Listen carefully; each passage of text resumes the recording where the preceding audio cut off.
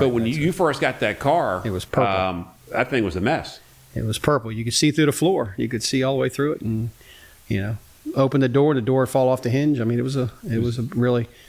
But these days they make all those parts available aftermarket, so you can rebuild just about anything as long as it's a car that's in big demand.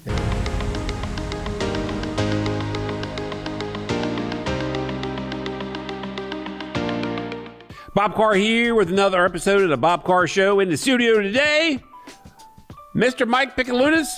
How are you? Advance Auto Body. Michael, how are you? I'm great. How about yourself? I'm doing fantastic since you're here. So what brought us together work-wise? We have a lot of large body shops, and I wanted the floor to look like something, and you were the guy to do that. And then we did some landscaping and some irrigation at my residence, and it all worked out good so far. Well, let's talk about all the different floors, but really all the different shops that you've been involved with. Give me a little bit about, so the viewers know about your past, where you worked before you went into business for yourself. I ran a big dealership group, ran 5 collision centers for a big, large dealership, and woke up one morning and said, man, I'm making those guys a lot of money. I might as well make it for myself. And that's what I did. So that was a big jump, big gamble, wasn't it? It's always a challenge. It's always a chance, You just got to take it if you feel comfortable and you're ready to do it. You might as well do it. How many years do you got in the trade? 35. 35? Yeah. So how many years, what got you into doing auto body to begin with? Well, I did it ever since I was a kid. And when I was a little kid, I was out there at my grandfather's house sanding on old Volkswagens and that kind of stuff. So you always liked it? Yep. Then I took it to school, and then I just went in the military and did it in the military the whole time I was there. You in the military? So, yep. So. Well, I mean, I know that, but the viewers don't. The Marine Corps. I was in the Marine Corps for 4 years, so it was good. Where were you located? 29 Palms and Yuma, Arizona. Oh, okay. And a little bit of time in Pensacola, Florida. So once you got back out of the military, that's when you jumped into auto body? When I got out, I took a full-time job, and then I bought rented a little hobby shop, and I did that for 2 or 3 years, and I was making more money at the little hobby shop than I was working for the company I was working for. So I figured I'd go ahead and leave there, and that's where it all started. And then I did that for a while. Then I had an offer to go work for a big dealer group, and I did that, and and then now I'm back into it for myself again. Because when you first called me and said, "Hey, I got an opportunity, and I need your help," that was in Beltsville. And you had the one of the NBA emissions buildings, I think. Right. Wasn't it? Right. Yep. And you turned that into a collision repair, and then you moved from there to a larger location. Correct. So you've had all kinds of deals going on with bus repair, car repair, auto repair. Yeah, we do it all. We fix anything from a motorcycle to a tractor trailer, so it doesn't really matter. You got hot rods you guys do? Every time I turn around and meet you at another location, it's always like another education of things you work on. And I never knew for the longest time you guys did buses. Yeah, we do a lot of buses. And large vehicles. A lot of buses. We fix a lot of big buses. So. Now, what happened? I know this is going to be a dumb question, but I've never asked you this.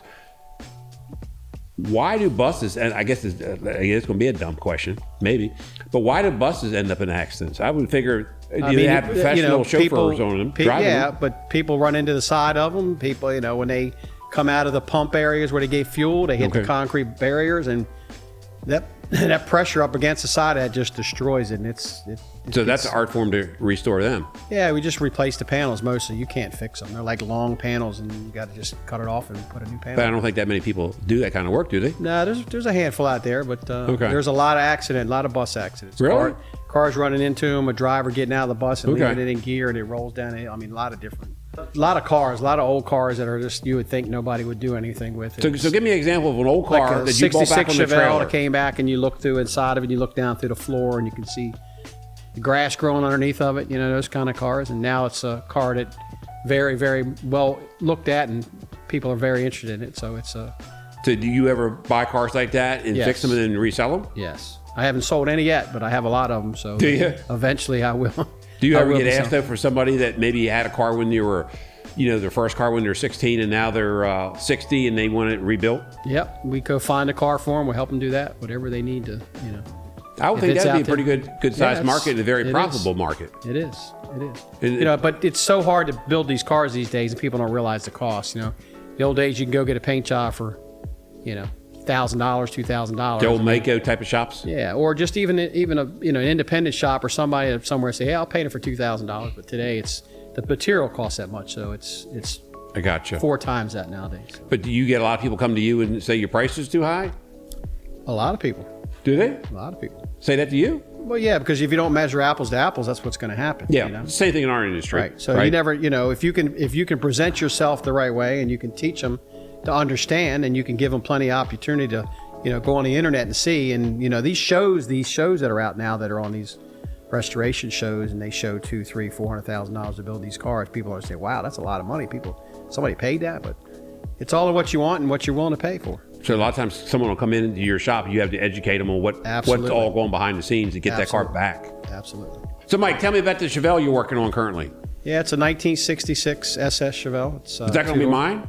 It could be. Could be for the Price is Right? That's right. Could be yours. That's one you've got to paint it behind orange. It could be behind door 1 or 2. You just have to pick which door it is. Is that the one that is painted orange? It's red, yeah. Red? Red, bright red. Or dark red. It's not red. But when you first got that car, it was purple. That thing was a mess.